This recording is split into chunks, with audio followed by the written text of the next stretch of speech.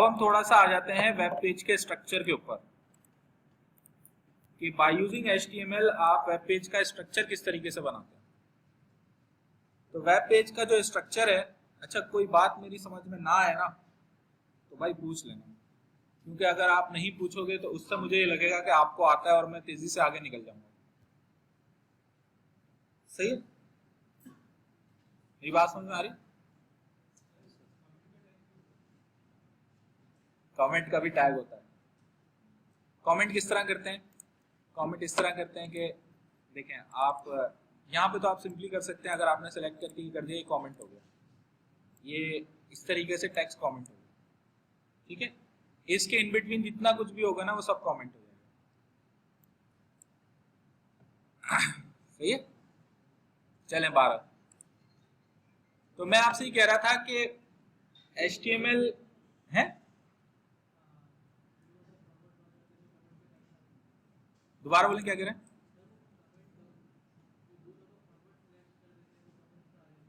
हाँ वो ये कह रहे हैं, वो इसमें नहीं चलता, वो आप ये वाला कर सकते हैं इसमें। असल में HTML के कमेंट डिफरेंट हैं, दूसरी लैंग्वेजेस में डिफरेंट है। C# वगैरह में आप वो वाला यूज कर लेते हैं, C# में या C में या C++ वगैरह में, जावा में, ठीक है। बहरहाल ये सारी चीजें करते हैं आहिस्ता आहिस्ता, क्योंकि ये ध्यान में रखिएगा HTML हमारी आखिरी क्लास तक चल रही होगी, तो इसमें नई नई चीजें हमारे सामने आती रहेंगी और कुछ चीजें मैं चाहूंगा कि आप लोग खुद एक्सप्लोर करें, और वो चीजें ऐसी नहीं है कि मैं आपको बैठ के डिटेल से बताऊं या समझाऊं। तो ये एक वेबसाइट है W3 Schools, w3schools.com, और इसमें अगर आप है ना लर्न HTML के अंदर, तो इसमें आपको ये सारी चीजें मिलेंगी, हेडिंग, पैराग्राफ, कोटेशन, कमेंट्स, ये यहाँ तक जो है ये जो स्टफ है ये आप इसको देख सकते हैं, और चाहें तो यहीं पे आप जो है ना वो कुछ चेंजेस वगैरह करके, जैसे यहाँ पे लिखते हैं हेलो हाय और अपना नाम लिखते हैं यहाँ पर, तो आप देखेंगे कि यहाँ पर उसको वो आउटपुट भी दिखा देगा आपको। सही है, तो ये जो बेसिक स्टफ है वो आप यहाँ से देख सकते हैं, ठीक है। और इसको देख लें तो अच्छा है, अगर आपने पहली दफा नहीं देखा, अगर देख चुके हैं तो फिर तो जरूरत ही नहीं होगी आपको। हम थोड़ा सा आगे बढ़ते हैं और अब हम डिस्कस करने जा रहे हैं जनाब कि वेब पेज का जो स्केलेटन है या जो स्ट्रक्चर है वो किस तरीके से बनाया जाता है। ये थोड़ा सा इंपॉर्टेंट है और शायद थोड़ा सा मुश्किल भी हो, तो इसको जरा आप गौर से सुन लीजिएगा। तो ये बात ध्यान में रखें कि वेब पेज पे जो है ना वो आप कोई भी चीज ड्रैग करके ड्रॉप नहीं करते, यानी इसमें टैग्स होते हैं। अब अगर मैंने किसी चीज को वेब पेज के बिल्कुल राइट टॉप पे दिखाना है तो कैसे दिखाऊंगा, या सेंटर में दिखाना है तो कैसे दिखाऊंगा, या बॉटम राइट पे दिखाना है तो कैसे दिखाऊंगा, उसके लिए क्या अप्रोच होती है। तो हर चीज अलाइनमेंट से नहीं होती है, उसके लिए आपको करना ये पड़ता है कि वेब पेज के ऊपर उसका एक स्केलेटन या एक ढांचा बनाना पड़ता है। जैसे मिसाल के तौर पे अगर कोई बंदा यहाँ पे खड़ा हुआ और उसके अंदर से हम उसका ढांचा निकाल दें तो क्या होगा, क्या शेप होगी फिर उसकी?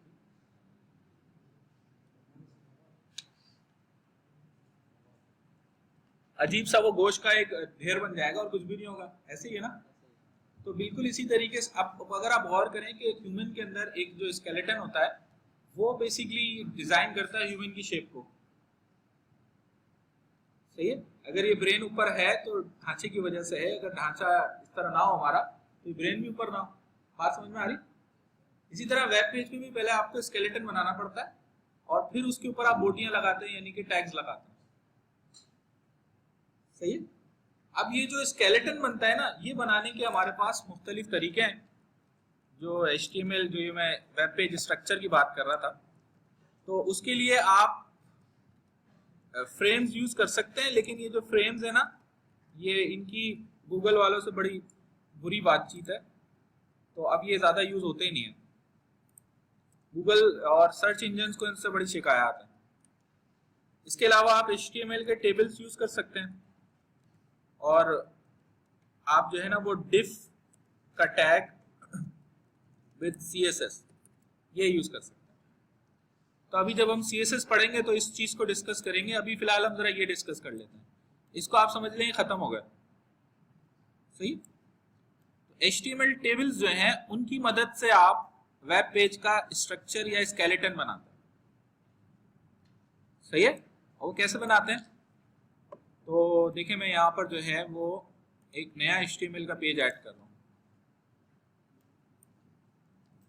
इसका नाम हम रख देते हैं वेब पेज स्ट्रक्चर।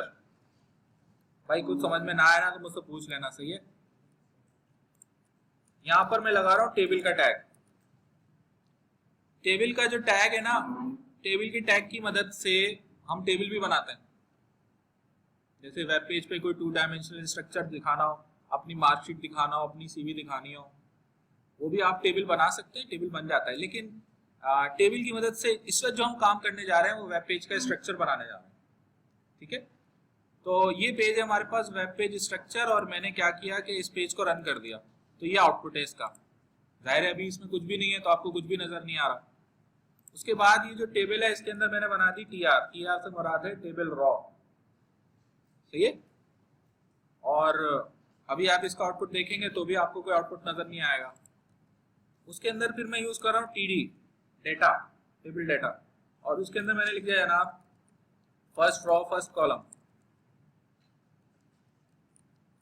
तो आप देखेंगे कि यहाँ पर आपको लिखा हुआ नजर आ रहा है फर्स्ट रॉ फर्स्ट कॉलम। अब ये समझ नहीं आ रहा कि ये सिंपल टेक्स्ट है या टेबल है, क्योंकि इसमें कोई टेबल वाली चीज तो नजर नहीं आ रही है, ऐसा लग रहा है कि टेक्स्ट है। तो मैं ये कर सकता हूँ कि इस टेबल के अंदर इसका एक एट्रीब्यूट होता है बॉर्डर, वो बाय डिफॉल्ट 0 होता है, उसको मैं 1 कर देता हूँ। तो आप देखेंगे कि यहाँ पर आपको फिर इसकी बॉर्डर भी नजर आएगी और ये लगेगा कि ये कोई सेल है। अच्छा, फिर इस TD के अंदर इसको कॉपी करके मैं पेस्ट कर देता हूँ, ये हो गया फर्स्ट रॉ सेकंड कॉलम। जितनी TDs आप इस TR में बनाएंगे ना उतने बन जाएंगे कॉलम। ये सेकंड कॉलम आ गया। सही है? इस टेबल में कितनी रॉज है? 1 रॉ है ना, और कॉलम कितने हैं? 2 कॉलम है। 2 कॉलम क्यों है? 2 TDs हैं। सही है? अच्छा, अब यहाँ पे मैं कुछ प्रॉपर्टीज बता रहा हूँ टेबल की, उसको जरा गौर से हमें सुनने की और समझने की जरूरत है। देखें, टेबल के अंदर हमारे पास एक प्रॉपर्टी होती है विड्थ के नाम से, और विड्थ जो है वो आप इसमें जो डिफाइन करेंगे ना वो टेबल की ओवरऑल विड्थ हो जाएगी। जैसे अगर मैं यहाँ पे लिख देता हूँ 500 पिक्सल्स, तो इसका मतलब इसकी विड्थ 500 पिक्सल हो जाएगी। सही है? नहीं, टेबल की पूरी 500 है, तो कॉलम 2 है तो वो 250 होगा। अब ये 500 पिक्सल इस वक्त मेरी स्क्रीन पे ऐसे नजर आ रहा है क्योंकि मेरी जो रेजोल्यूशन है वो जरा डिफरेंट है। जो सिस्टम की रेजोल्यूशन है वो तकरीबन है इस वक्त भाई, ये रेजोल्यूशन है 1920 मल्टीप्लाई बाय 1080। इसका मतलब ये है कि मेरी स्क्रीन की जो विड्थ है वो 1920 पिक्सल्स है और हाइट जो है वो 1080 पिक्सल है। ठीक है? तो इसका मतलब ये है कि उसमें 500 ये नजर आ रहा है। अगर मेरी स्क्रीन की रेजोल्यूशन 1024 बाय 76 हो जाए तो इसका मतलब ये होगा कि विड्थ हो जाएगी 1024। तो 1024 में ये टेबल आपको बड़ा नजर आएगा, छोटा नजर आएगा? बड़ा नजर आएगा। बात समझ में आ रही है? तो ये जो विड्थ होती है ना, ये आप पिक्सल्स में भी डिफाइन कर सकते हैं। पिक्सल्स में अगर आप डिफाइन करेंगे तो ये फिक्स्ड हो जाती है, यानी ब्राउजर का साइज चेंज होगा तो ये इसका चेंज नहीं होगा। हाँ, अब आप बोलेंगे ब्राउजर का साइज कौन चेंज करता है? तो ब्राउजर का साइज चेंज नहीं होता, रेजोल्यूशन चेंज होती है। रेजोल्यूशन चेंज होती है तो ब्राउजर का साइज खुद ब खुद चेंज हो जाता है। मेरी बात समझ में आ रही है मैं क्या कह रहा हूँ? हाँ, तो अच्छा, पिक्सल्स में भी डिफाइन कर सकते हैं और परसेंटेज में भी कर सकते हैं। जैसे मैंने यहाँ पे लिख दिया 100%। अगर आप 100% करेंगे तो फिर क्या होगा? फिर ये 100% ऑफ द रेजोल्यूशन जो भी आपकी वेब पेज की, आप देखेंगे जितना वेब पेज का साइज होगा उतना दिखा रहा है। समझ में आ रही बात? तो एक बात ध्यान में रखें, हजरत अल्लामा मौलाना इसरार अली साहब फरमाते हैं कि टेबल की जो विड्थ है वो आप हमेशा परसेंटेज में डिफाइन करेंगे। किस में डिफाइन करेंगे? परसेंटेज। सही है? ये एक स्टैंडर्ड है, अब रिटन नहीं है लेकिन एक स्टैंडर्ड है, रिटन आपको कहीं नहीं मिलेगा ये। ठीक है। अच्छा, इसी तरीके से वही वाले अल्लामा साहब ये फरमाते हैं कि हाइट जो है ना वो आप पिक्सल्स में डिफाइन करेंगे।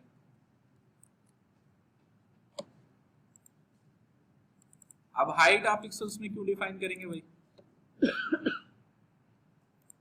तो देखें, ये हाइट मैंने 600 डिफाइन करी तो ये है। अच्छा, इसको थोड़ा चेंज कर देते हैं और हाइट हम यहाँ पे कर देते हैं 700। तो आप देखेंगे कि ये 700 ही है। और अगर मैं 750 कर दूं तो फिर ये। अब टेबल की हाइट जो है ना वो 750 पिक्सल्स है। अच्छा, अब ये हाइट पिक्सल्स में क्यों डिफाइन करते हैं? तो ये चीज ध्यान में रखें कि वेब पेज जो है ना उस पर दो तरह के स्क्रॉल बार आ सकते हैं, एक वर्टिकल और एक हॉरिजॉन्टल। तो वर्टिकल आने का कोई मसला नहीं है, लेकिन हॉरिजॉन्टल आना जो है ना वो उसका मतलब है कि बैड प्रोग्रामिंग प्रैक्टिसेस फॉलो की गई है। मेरी बात समझ में आ रही है मैं क्या कह रहा हूँ? ये जो स्क्रॉल बार आ रहा है ना ये वाला, ये आपका ये जो माउस के ऊपर व्हील होता है ना ये कंट्रोल कर लेता है, तो इतना मसला नहीं है। सही है। वेब पेज की लेंथ कितनी भी हो इशू नहीं है, ये विड्थ जो है ना वो 100% से ज्यादा नहीं होनी चाहिए। सही है, वरना नीचे स्क्रॉल बार आ जाएगा, वो अजीब सा पेज हो जाता है। ठीक है। तो हाइट हमने कितनी रख दी भाई? यहाँ पर हाइट हमने 750 पिक्सल्स यहाँ पर रख दिया। अच्छा, अभी इसमें एक ही रॉ है और दो कॉलम है, तो एक ही रॉ की हाइट 750 है, और क्योंकि दो कॉलम है तो हाइट को आप डिवाइड कर दें, फिर विड्थ को डिवाइड कर दें 2 से, तो 50-50% जो है ना वो दोनों कॉलम्स की विड्थ है। सही है। अगर मैं इसमें एक रॉ बढ़ा देता हूं, ये हो गई जनाब सेकंड रॉ फर्स्ट कॉलम, और ये हो गई सेकंड रॉ सेकंड कॉलम। तो अब इसमें दो रॉज हो गई हैं और दो कॉलम है। तो दो रॉज होने का मतलब ये है कि एक रॉ की हाइट कितनी है? 750 डिवाइडेड बाय 2, और गहरे कॉलम्स तो वही दो हैं। मेरी बात समझ में आ रही है? हाँ भाई, गड़बड़ तो नहीं है कोई? भाई टेबल की हाइट मैंने 750 दी है, दो रॉज हैं, दोनों में इक्वली डिस्ट्रीब्यूट हो गई। टेबल की विड्थ मैंने 100% दी है, दो कॉलम है, दोनों में इक्वली डिस्ट्रीब्यूट हो गई। सही है। अच्छा, एक रॉ में यहां पर और डिफाइन कर देता हूं भाई। ये हो गई आपकी थर्ड रॉ फर्स्ट कॉलम, और ये हो गया आपका थर्ड रॉ सेकंड कॉलम। सही है। अब क्या होगा? अब आप देखेंगे कि इस टेबल में 3 रॉज आ गई हैं। सही है। और जो हाइट है हमारी, कौन सी हाइट? 750, वो इक्वली डिस्ट्रीब्यूट हो गई है हर रॉ के अंदर। 750 डिवाइडेड बाय 3, 250। सही है। और विड्थ जो है वो वही है, कॉलम दो ही है, और हर रॉ के अंदर हमने दो दो टीडीज डिफाइन कर रखी है। आ रही मेरी बात? ठीक है। अच्छा, फिर देखिए मैं क्या कर रहा हूं कि ये वाला जो पहली टीआर है ना, इसके अंदर जाके मैं लिख रहा हूं विड्थ, और विड्थ जो है वो मैं डिफाइन कर रहा हूं जनाब 20%। अब ये विड्थ मैंने कौन से टैग में डिफाइन करी है? टीआर में। टीआर में अगर विड्थ चेंज करूंगा तो कोई इफेक्ट पड़ेगा? टीआर के अंदर विड्थ नामी कोई चीज है? रॉ की कोई विड्थ होती है? नहीं होती है। इसलिए इस एट्रीब्यूट को कोई इफेक्ट नहीं पड़ेगा। अब यहां पे ये चीज ध्यान में रखिएगा, जो बताना मैं चाह रहा हूं कि HTML में ना कोई एरर नहीं आता है, यहां पे कोई भी एरर नहीं आएगा, लेकिन कोई इफेक्ट भी नहीं पड़ेगा। टीआर लेवल पे डिफाइन होती है हाइट।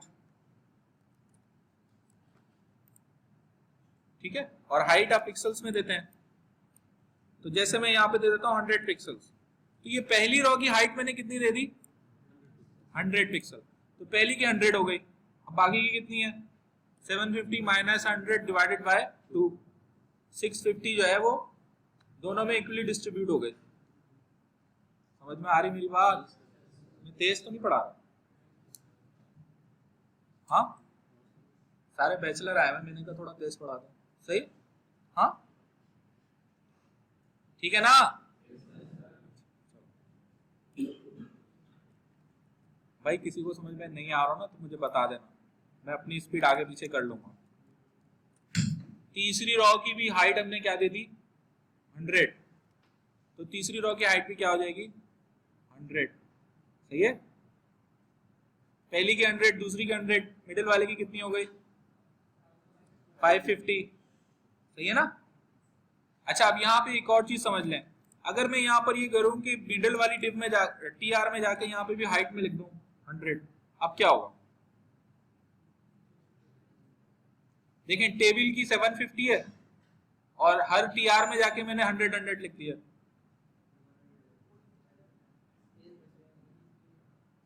इसको कहते हैं पाकिस्तानी जुबान में आमदनी से ज्यादा जायद असासा, और HTML के अंदर इसको कहते हैं भाई लॉजिकल एरर। अब देखिए ये आउटपुट आ रहा है,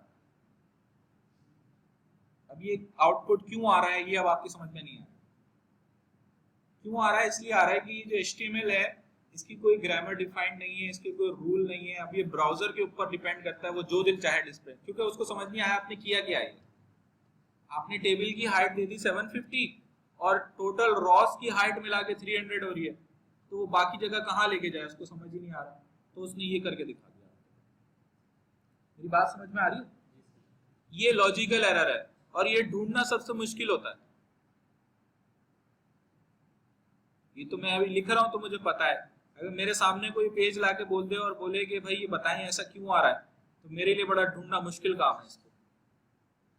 ठीक है, कंपाइल टाइम एरर ढूंढना सबसे आसान होता है, रन टाइम एरर ढूंढने की जरूरत ही नहीं पड़ती है। लॉजिकल एरर बहुत खतरनाक चीज है, अगर आप कर रहे हैं तो बहुत सोच समझ के कोड लिखना पड़ता है। तो लिहाजा ये जरा इसमें भी अल्लामा साहब जो है ना वही वाले, वो ये फरमाते हैं कि अगर आपके पास कुछ रॉज हैं तो उनमें से तमाम रॉज की बेशक आप हाइट डिफाइन कर दें, लेकिन आखिरी वाली की जो है ना वो या तो स्टैटिक दे दें या डिफाइन ही ना करें। आप कुछ कह रहे हैं, किसको, हाँ भी करते हैं, इस पे तो कर लें जरा। सही है, तो अभी क्या है जनाब के हाइट हमारे पास जो है वो कुछ इस किस्म की हो जाएगी। समझ में आया मैं क्या कह रहा हूं यहाँ पे, यानी कि आप जो है वो क्या कर रहे हैं कि ये जो दो रॉज है ना इनकी आपने 100 दे दी, इसकी क्या दे दी, स्टैटिक, इसका मतलब है रिमेनिंग। मिडिल वाली रो, मिडिल वाली रो में मैंने क्या दे दी, हाइट रिमेनिंग, यानी जितनी भी बच गई। अब तो बेहतर ये है कि तमाम रॉज में से किसी एक रॉ की ना आप डिफाइन ना करें, रिमेनिंग दें। सही है। अच्छा इसी तरीके से अगर मैं विड्थ डिफाइन करूंगा ना तो वो मैं टीडी पे करूंगा। तो अगर मैं यहाँ पे पहली टीडी की विड्थ डिफाइन कर देता हूँ 20% और दूसरी की भी 20% कर, चलें अभी इसका आउटपुट देखते हैं।